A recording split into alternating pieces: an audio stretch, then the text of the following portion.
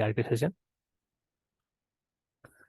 चलिए देखो, तो आज हम यहाँ से स्टार्ट करेंगे। पहले मैंने आपको क्या बता दिया, प्राइस और सप्लाई के बीच में कौन सा रिलेशन होता है। प्राइस और सप्लाई के बीच में डायरेक्ट रिलेशन होता है, यानी कि जब जब आप लोगों की गुड की प्राइस इंक्रीज होगी तब तब सप्लायर भी अपना माल ज्यादा मार्केट पे लाएगा, यानी कि सप्लाई ज्यादा करेगा।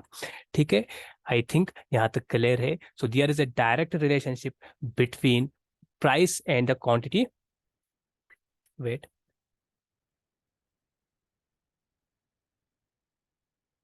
हाँ, ठीक है ना। सब direct relationship between price and quantity supplied.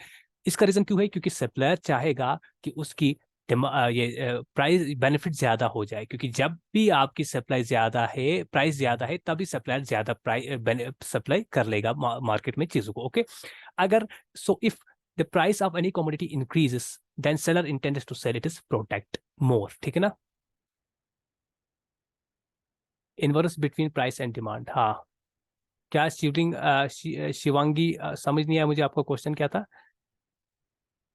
हाँ हाँ, बिल्कुल एग्जैक्टली, प्राइस और डिमांड के बीच में इनवर्स रिलेशनशिप होता है, इनवर्स रिलेशन होता है। ओके, तो ये बता दिया है मैंने आपको अपने प्रीवियस लेक्चर में। दो तो यानी कि जब जब आपकी प्राइस हाई होती है, सप्लायर क्या करता है? Sell its product on a high price, that is why supply of the commodity increases with the increase in price. तो सप्लाई ऑफ कमोडिटी इंक्रीज होती है जो ही आपकी प्राइस इंक्रीज होती है। So in other words, producers यानी कि जो प्रोड्यूस करते हैं, जो सेलर्स होते हैं, sellers producers are willing to offer more of a product for sale on the market at higher prices by increasing the production as a way of increasing profit. क्योंकि जितनी प्राइस हाई होगी उतनी उन्होंने supply भी high करी है, और यहाँ से आपको पता है कि प्रॉफिट भी बढ़ जाएगा। ओके, जहाँ पे 10 रुपए की पहले इसकी चीज बिक रहा था, आज मार्केट में 100 रुपए में बिक रहा है। तो ये सप्लायर जो है, ये प्रोड्यूसर जो है, ये ज्यादा से ज्यादा प्रोडक्ट इसको मार्केट पे प्रोड्यूस कर लेगा। आई होप यहाँ तक क्लियर है। तो आइए आज देख लेंगे हम थ्योरी ऑफ कंज्यूमर बिहेवियर, जो कि आपके सिलेबस में वेल डिफाइंड है। थ्योरी ऑफ कंज्यूमर बिहेवियर में देखना है हमने एक्चुअली कंज्यूमर का बिहेवियर क्या होता है। कंज्यूमर हम है, हम लोग कंज्यूमर है, जो गुड्स को कंज्यूम करते हैं, फाइनल गुड्स को कंज्यूम करते हैं। हमारा बिहेवियर जानना है, ठीक है ना। तो उस पे हम देख लेंगे प्राइस इलास्टिसिटी ऑफ डिमांड। ठीक है, थोड़ी देर बाद ये कंसेप्ट समझा दूंगा, पहले कुछ टर्म्स मैं बता दूंगा।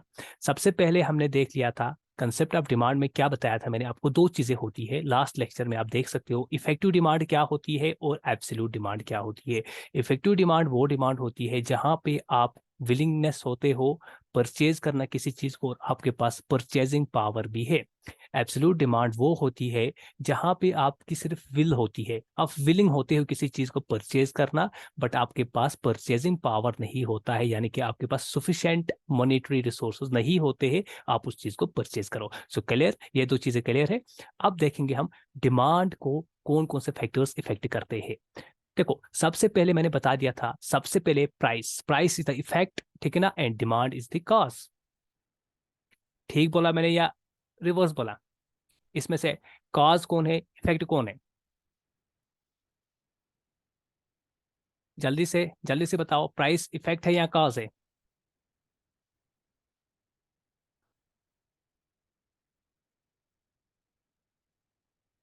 प्रीवियस लेक्चर में मैंने बता दिया है।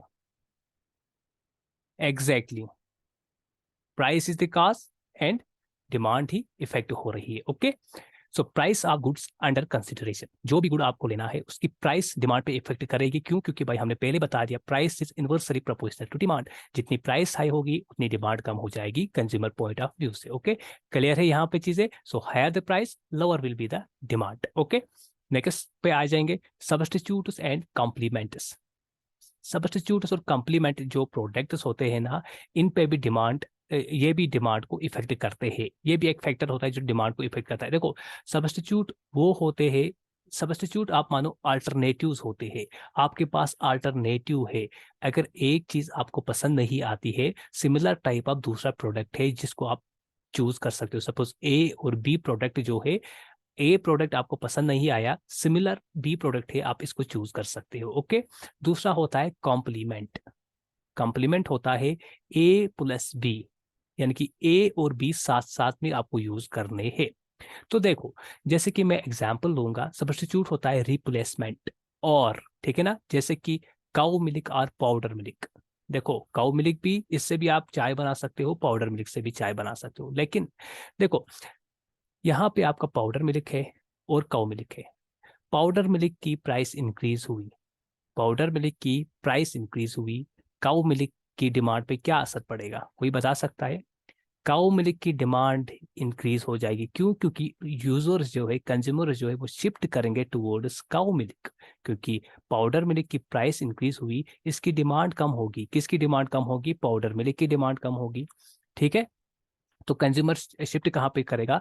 कंज्यूमर अपना शिफ्ट करेगा काउ मिल्क पे। तो सब्स्टिट्यूट में क्या होता है, जो ही आपकी प्राइस एक प्रोडक्ट की इंक्रीज होगी, ओरिजिनल प्रोडक्ट की डिमांड भी इंक्रीज होगी। अगर सब्स्टिट्यूट प्रोडक्ट की प्राइस इंक्रीज होती है, ओरिजिनल गुड की डिमांड इंक्रीज होगी, एंड वाइस वर्सा। अगर ओरिजिनल प्रोडक्ट की डिमांड जो है वो इंक्रीज हुई, तो सब्स्टिट्यूट प्रोडक्ट की प्राइस जो है वो यानी कि सब्स्टिट्यूट प्रोडक्ट की अगर प्राइस इंक्रीज हुई है, तो ओरिजिनल प्रोडक्ट की डिमांड इंक्रीज होगी। अगर ओरिजिनल प्रोडक्ट की प्राइस इंक्रीज हुई, सब्स्टिट्यूट प्रोडक्ट की डिमांड इंक्रीज होगी। क्लियर है?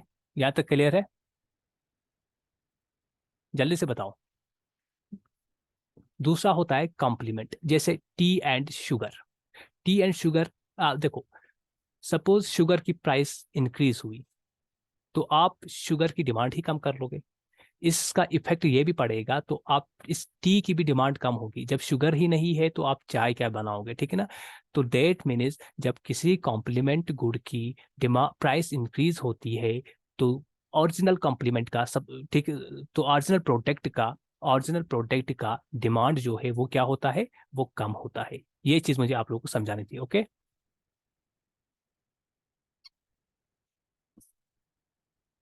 हाँ पेप्सी एंड को कुछ भी, हाँ सब्स्टिट्यूट ये भी आ सकते हैं, बिल्कुल आप जो भी अब मैंने, और यानी कि जो आप सब्स्टिट्यूट कर सकते हो सिमिलर टाइप ऑफ प्रोडक्ट। ठीक है, तो ये आप, ये क्लियर हुआ होगा। सो ये चीजें यही है, सेम रिपीट हुई है, तो आप इसको देख सकते हो, स्क्रीनशॉट उठा के आप कॉपी में राइट डाउन भी कर सकते हो। नेक्स्ट फैक्टर होता है इनकम लेवल। जो ही आपकी income level, house hold income जो ही आपकी इंक्रीज होगी, तो आपकी डिमांड भी इंक्रीज होगी।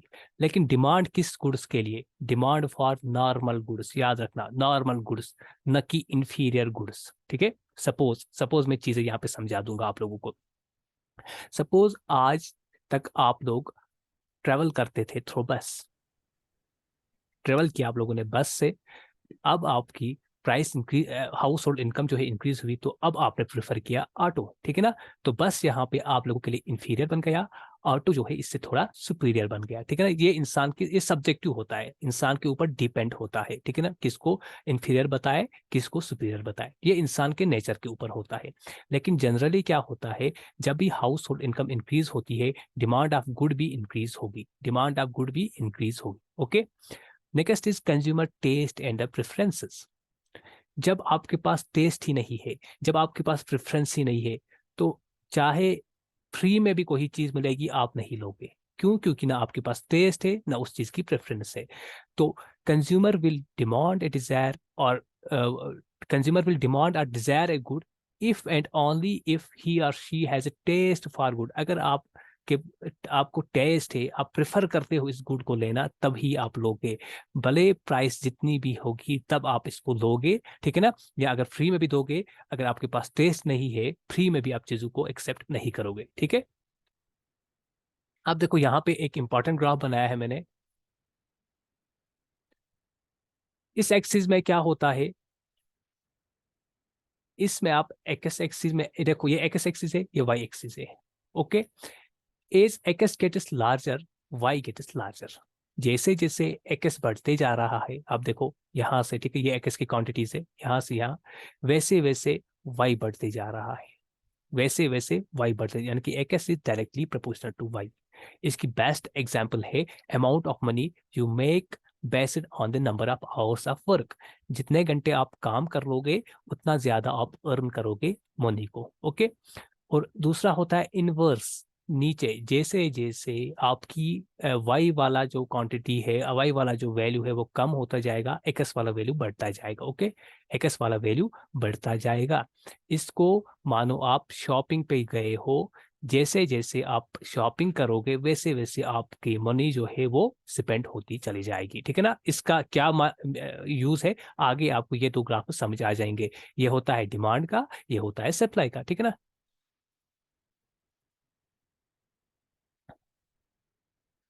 आई होप यहाँ तक चीजें क्लियर है। ओके, हाँ।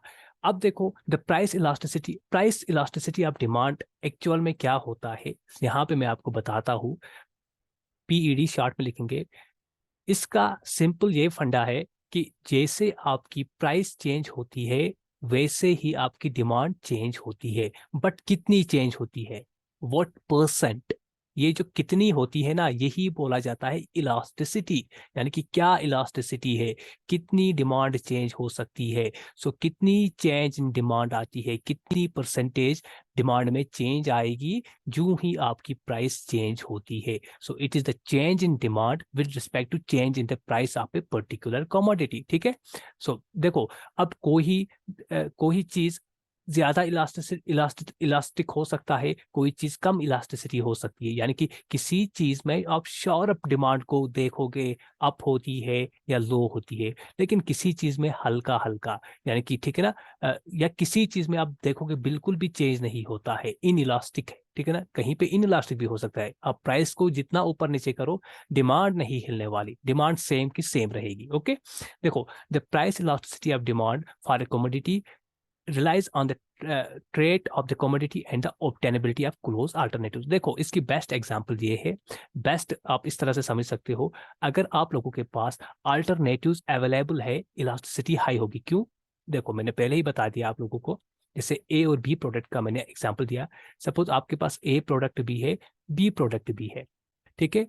इनका सिमिलर जो है, जो भी प्रोडक्ट है, सिमिलर टाइप के प्रोडक्ट्स है।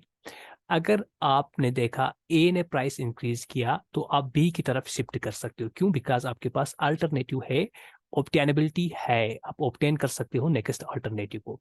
अगर अब ए के कंपैरिजन में आपका कोई भी प्रोडक्ट नहीं है, ठीक है ना, तो आप तब अपनी डिमांड उतनी शिफ्ट नहीं कर सकते हो। यहाँ पे क्विक ही करोगे। क्यों? क्योंकि सर हमारे पास अल्टरनेटिव अवेलेबल था। जब अल्टरनेटिव अवेलेबल नहीं है तो डिमांड उतनी ज्यादा चेंज नहीं हो सकती है। आई थिंक ये चीज क्लियर हुई होगी आप लोगों को। सो यही है, the price elasticity of demand for a commodity relies upon the trade of the commodity and the obtainability of close alternatives की। क्लोज अल्टरनेटिव्स जितने होंगे उतनी डिमांड में फर्क होगी। So the demand for the commodity is likely to be elastic if close alternatives are easily obtainable। क्या meaning होता है कि भाई अगर easily obtainable है alternatives, ए का अल्टरनेटिव बी है, आप बी प्रोडक्ट भी यूज कर सकते हो ए के बदले, तो यहाँ पे डिमांड जो इलास्टिसिटी होगी हाई होगी। यानी कि जो ही यहाँ पे प्राइस इंक्रीज होगी, सारे के सारे कंज्यूमर इसको डिमांड कर लेंगे, इसकी डिमांड हाई होगी। जो ही यहाँ पे प्राइस कम होगी, अगर बी का कोई प्रोडक्ट यूज करता है, सारे के सारे कंज्यूमर ए की ओर जाएंगे। सो इलास्टिसिटी हो गई ना, चाहे प्राइस हाई होगी चाहे कम होगी, डिमांड में बहुत बड़ा चेंज होगा। ओके, क्लियर है यहाँ पे चीजें। अब अगर on the other hand if close alternatives are not obtainable easily, जैसे कि हम चावल खा रहे, rice is a staple food, हमारा फूड कौन सा है? राइस।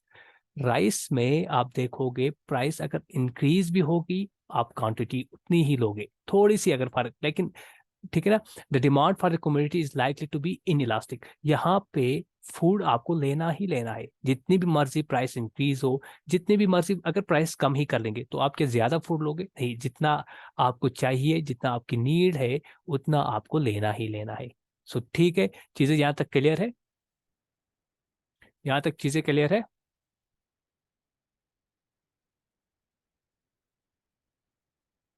चलिए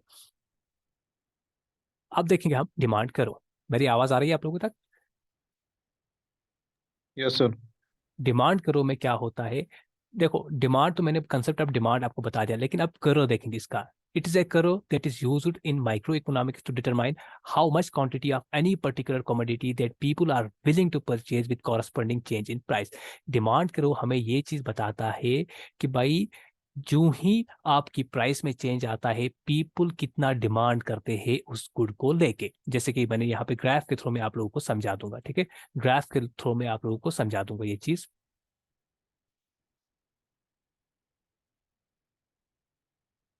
देखो यहाँ पे एक ग्राफ आपको विजिबल होगा। देखो ये एक्स एक्सिस यहाँ पे क्वांटिटी डिमांडेड है और ये वाई एक्सिस में है आपकी प्राइस। डिमांड का इनवर्स रिलेशन होता है प्राइस के साथ। जैसे ही प्राइस यहाँ पे थी, डिमांड ये थी P2, जैसे देखो P1 प्राइस 1, प्राइस का वैल्यू हाई है यहाँ पे, डिमांड इज Q1, ठीक है। डिमांड यहाँ से यहाँ तक है जब प्राइस 1 थी। जब प्राइस 2 थी, प्राइस को थोड़ा कम किया हमने, डिमांड यहाँ से यहाँ बढ़ गई। आपको समझ आ रही है बात? यानी कि जितनी जितनी हम प्राइस कम कर रहे हैं उतनी उतनी डिमांड हमारी इंक्रीज होते जा रही है। सो ये था N1 क्वांटिटी डिमांडेड, ये था N2 क्वांटिटी डिमांडेड, ठीक है ना? क्लियर है? लेकिन यहाँ पे भी देखो, यहाँ पे डिमांड क्या है, इस पॉइंट पे क्या डिमांड है, कोई बता सकता है मुझे? P0 पे डिमांड क्या है? दिस इज P0, P0 पे डिमांड क्या है? यहाँ पे डिमांड आपकी जीरो है, क्योंकि यहाँ पे ये डिमांड जीरो है। क्लियर है? यहाँ पे आप कुछ चीज समझ आ रही है? और यहाँ पे क्या है, प्राइस यहाँ पे जीरो हो सके, इस वाले पॉइंट पे, इस वाले पॉइंट पे आपकी प्राइस जीरो है, इस वाले पॉइंट पे आपकी डिमांड जीरो है। तो इसी पॉइंट को, ये P0 जो है ना, इसको बोला जाता है प्रोहिबिटरी प्राइस। आप इस प्राइस को रख ही नहीं सकते हो, क्योंकि यहाँ पे सर डिमांड ही नहीं है, तो इस प्राइस को आप नहीं रख सकते हो। अगर ये प्राइस आप करोगे तो आपका प्रोडक्ट मार्केट पे नहीं आएगा। ओके, यस, आप बिल्कुल करेक्ट हो। तो एक जनरल इक्वेशन याद रखना, एग्जाम में पूछा जा सकता है, Q X is equal to A minus B P X, ठीक है ना? क्यू एक्स होता है क्वांटिटी डिमांडेड ऑफ एक्स और पी एक्स होता है प्राइस एक्स, और ए बी जो होते हैं ये वहां से ही आपको गिवन होते हैं। So P O where the demand is zero, यहाँ पे डिमांड जीरो होती है और इसी को हम बोलते हैं प्रोहिबिटरी प्राइस। ओके, सो चलो ठीक है, आज का सेशन हम यहाँ तक के रखेंगे। Thank you very much, thanks a lot.